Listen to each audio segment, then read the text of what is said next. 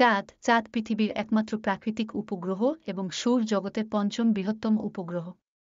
পৃথিবীর কেন্দ্র থেকে চাঁদের কেন্দ্রের গড় দূরত্ব হচ্ছে ৩৮৪,৩৯৯ কিলোমিটার, প্রায় ২৩৮,৮৫৫ মাইল, যা পৃথিবীর ব্যাসের প্রায় ৩০ গুণ। এর অর্থ দাঁড়াচ্ছে চাঁদের আয়তন পৃথিবীর আয়তনের ৫/১০০ ভাগ। এর পৃষ্ঠে অভিকর্ষ বল পৃথিবী পৃষ্ঠে অভিকর্ষ বলের ১/৬। পৃথিবী পৃষ্ঠে কারো ওজন যদি ১২০ পাউন্ড হয় তাহলে চাঁদের পৃষ্ঠে তার ওজন হবে মাত্র ২০ পাউন্ড। পৃথিবী থেকে চাঁদের এই যে দূরত্ব, এটা কিন্তু সবসময় এক থাকে না, কখনো বাড়ে আবার কখনো কমে। বর্তমান শতাব্দীতে চাঁদ পৃথিবীর সবচেয়ে কাছে চলে এসেছিল গত ১৯১২ সালের ৪ জানুয়ারি তারিখে। এই তারিখে পৃথিবী থেকে চাঁদের দূরত্ব ছিল মাত্র ৩,৪৮,২৫৯ কিলোমিটার, ২১৬,৩৯৮ মাইল। এ শতাব্দীতে যাদের সাথে পৃথিবীর দূরত্ব সর্বোচ্চ স্তরে গিয়েছিল ১৯৮৪ সালের ২ মার্চে। এই দিনে পৃথিবী থেকে চাঁদের দূরত্ব ছিল ৩,৯৮,৫৯৮ কিলোমিটার, ২৪৭,৬৭৫ মাইল। চাঁদের বয়স প্রায় ৩,৯০০ মিলিয়ন বছর। চাঁদের ব্যাস ৩,৪৭৪,২০৬ কিলোমিটার, ২,১৫৯ মাইল, যা পৃথিবীর ব্যাসের ১/৪ চেয়ে সামান্য বেশি। ওজন ৭,২৩,১০,১৯, অর্থাৎ ১ এর ডানে ১ শূন্য বসিয়ে তাকে ৭,২৩ দিয়ে গুণ করলে যা হয়। ঘনত্ব জলের চেয়ে ৩,৩৪২ ভাগ ঘন। গতি ৩,৬৮০ কিলোমিটার প্রতি ঘণ্টায়, ২,২৮৭ মাইল। এটি প্রতি ২,৭,৩,২,১ দিনে পৃথিবীর চারদিকে একটি পূর্ণ আবর্তন সম্পন্ন করে। প্রতি ২,৯,৫ দিন পরপর চন্দ্রকলা ফিরে আসে, অর্থাৎ একই কার্যক্রম আবার ঘটে। পৃথিবী চাঁদ সূর্যতন্ত্রের জ্যামিতিতে পর্যায়ক্রমিক পরিবর্তনের কারণেই চন্দ্রকলার এই পর্যানুক্রমিক আবর্তন ঘটে থাকে। বেরিকেন্দ্র নামে পরিচিত একটি সাধারণ অক্ষের সাপেক্ষে পৃথিবী এবং চন্দ্রের ঘূর্ণনের ফলে যে মহাকর্ষীয় আকর্ষণ এবং কেন্দ্রবিমুখী বল সৃষ্টি হয় তা পৃথিবীতে জোয়ারভাটা সৃষ্টির জন্য অনেকাংশে দায়ী। জোয়ারভাটা সৃষ্টির জন্য যে পরিমাণ শক্তি শোষিত হয় তার কারণে বেরিকেন্দ্রকে কেন্দ্র করে পৃথিবী চাঁদের যে কক্ষপথ রয়েছে তাতে বিভব শক্তি কমে যায়। এর কারণে এই দুইটি জ্যোতিষ্কের মধ্যে দূরত্ব প্রতি বছর ৩.৮ সেন্টিমিটার করে বেড়ে যায়। যতদিন না পৃথিবীতে জোয়ারভাটার উপর চাঁদের প্রভাব সম্পূর্ণ প্রশমিত হচ্ছে ততদিন পর্যন্ত চাঁদ দূরে সরে যেতেই থাকবে এবং যেদিন প্রশমনটি ঘটবে সেদিনই চাঁদের কক্ষপথ স্থিরতা পাবে। ইতিহাস প্রাচীনকালে সংস্কৃতি ছিল বিরল, বেশিরভাগ মানুষেরই নির্দিষ্ট কোনো বাসস্থান ছিল না। তারা মনে করত চাঁদ প্রত্যেক রাত্রি মোড়ে ছায়ার জগতে চলে যায়। অন্যান্য সংস্কৃতিতে বিশ্বাস করত যে চাঁদ সূর্যকে পিছু করছে। পিথাগোরাসের সময়ে চাঁদকে একটি গ্রহ হিসেবে বিবেচনা করা হতো। মধ্যযুগে কিছু মানুষ বিশ্বাস করত যে চাঁদ হয়তো একটি নির্ভুলভাবে মসৃণ গোলক, যা অ্যারিস্টটলের তত্ত্ব সমর্থন করত, এবং অন্যান্যরা মনে করত সেখানে সাগর আছে। সাগর বলতে চাঁদের উপরিতলের অন্ধকার অঞ্চলকে বোঝায়, যা চিত্র শব্দতে এখনও ব্যবহার করে। ১৬০৯ সালে গ্যালিলিও যখন তার দূরবীক্ষণ চাঁদের দিকে ধরলেন, তিনি দেখলেন যে চাঁদের উপরিতল মসৃণ ছিল না। তা ক্ষুদ্র কালো রেখা, উপত্যকা, পর্বত এবং খাদের গঠিত হয়।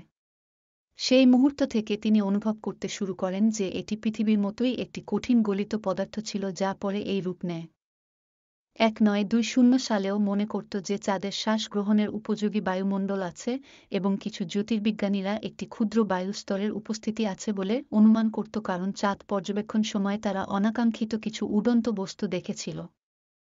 উদাহরণ হিসেবে জ্যোতির্বিজ্ঞানী আলফন্স ফ্রেসার তার গবেষণামূলক আলোচনা গ্রন্থে চাঁদের অনাকাঙ্ক্ষিত উড়ন্ত বস্তু সম্পর্কে লিখেন, আর একটি বিস্ময়কর অনাকাঙ্ক্ষিত বস্তু ১৯২৪ সালের ৪ আগস্টের পূর্ণ চন্দ্রগ্রহণের সময় লেনিনগ্রাদেও মাউৎসের মাধ্যমে পর্যবেক্ষণ করেছে তারকাবৎ ১৫৬০৩৭৭তম ম্যাগনিটিউডের। প্রায় ২ সেকেন্ড জন্য মনে হয়েছিল চাঁদের উড়ন্ত বস্তুর ডিস্ক গ্রহণ, অর্থাৎ উড়ন্ত বস্তু দ্বারা চাঁদ সম্পূর্ণ ঢেকে গিয়েছিল। চাঁদের বসবাস করার সাথে জড়িয়ে আছে অমোচনীয় পানি এবং বায়ু অনুপস্থিতির সমস্যার, এবং আলফন্স ফ্রেসা এই শর্তাবলীতে প্রতিবেদন করেছিলেন, প্রথমে আমাদের জীবনের অর্থের ব্যাপারে একমত হওয়া প্রয়োজন। কেননা যদি চাঁদে এখন জীবাণু আশ্রয় খুব অসম্ভাব্য, কারণ সেখানে পানি এবং বায়ু অস্তিত্ব এখনও পাওয়া যায়নি।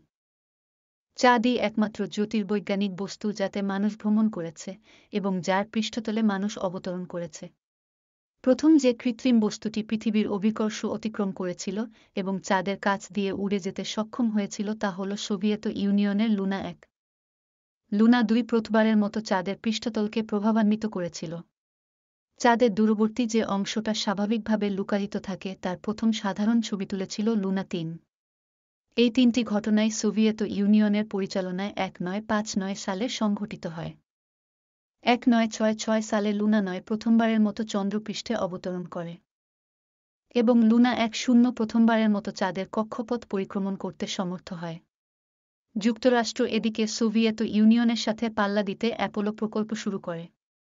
পরে 1969 সালে অ্যাপোলো 1-1 অভিযান প্রথমবারের মতো চাঁদে মনুষ্যবাহী নভোযান অবতরণ করাতে সমর্থ হয়। নীল আর্মস্ট্রং এবং বাজ অলড্রিন ছিলেন প্রথম মানুষ যারা চাঁদে হেঁটেছেন। পরে আরও 10 মানুষ কেবল চাঁদে হেঁটেছিল। 1969 থেকে 1972 সালের মধ্যে 6টি নভোযান চন্দ্রপৃষ্ঠে অবতরণ করে। অ্যাপোলো অভিযানের পর জ্যোতির্বিজ্ঞানীরা চাঁদে মানুষ পাঠানোর সকল পরিকল্পনা ত্যাগ করে। 2009 সালে প্রথম দিকে ভারত চন্দ্রযান নামে একটি মহাকাশযান চাঁদে পাঠায়, কিন্তু প্রকল্পটি ব্যর্থ হয়। মহাকাশযান চাঁদে পৌঁছার পরেই তার সাথে যোগাযোগ বিচ্ছিন্ন হয়ে যায়।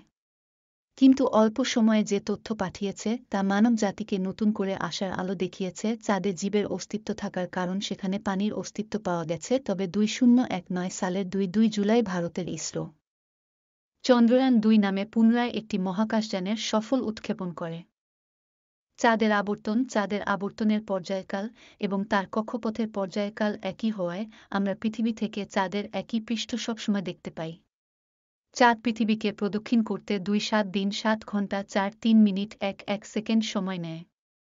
কিন্তু সমসাময়িক আবর্তনের ফলে পৃথিবীর পর্যবেক্ষকরা প্রায় 2-5 দিন হিসেবে গণনা করে। একটি ঘন্টা আবর্তনের পর্যায়কাল অর্ধেক ডিগ্রি দূরত্ব অতিক্রম করে।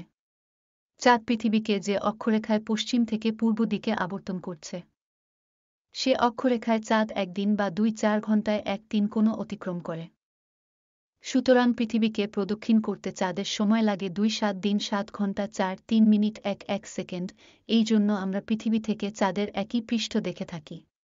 পৃথিবী থেকে আমরা চাঁদের শতকরা প্রায় 5-9 ভাগ দেখতে পেয়ে থাকি। চাঁদ আকাশের সবসময় একটি অঞ্চল থাকে, তাকে জরিয়াক বলে, যা ক্রান্তিবৃত্তের প্রায় 8 ডিগ্রি নিচে এবং গ্রহণরেখার উপরে অবস্থান করে। চাঁদ প্রতি 2 সপ্তাহে একে অতিক্রম করে।